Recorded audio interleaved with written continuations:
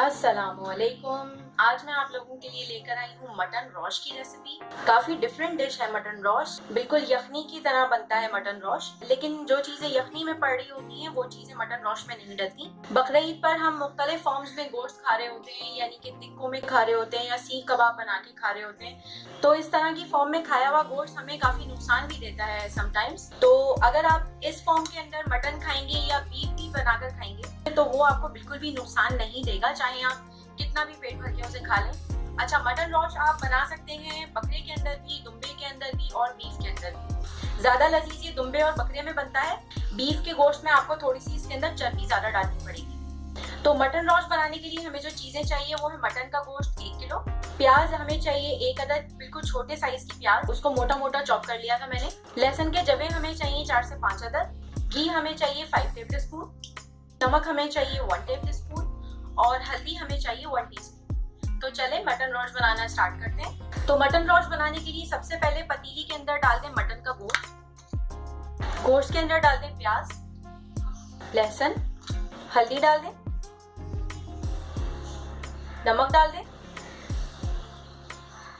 और इसमें डाल दें घी 5 टेबल स्पून और इसमें डाल देंगे 8 कप पानी और इसे चूल्हे पे रख देंगे पकने के लिए।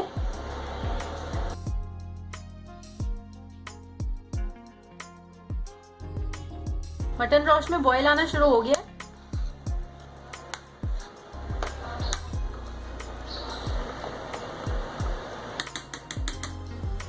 कवर कर देते हैं इसको और ढककर हल्की आंच पर हम इसे पकाएंगे कम से कम 2 घंटे तक, ताकि इसकी हड्डियों का और मीट का अच्छी तरीके से जूस निकल आए।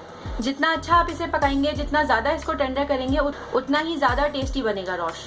तो 2 घंटे के बाद अब हम इसे चेक करेंगे।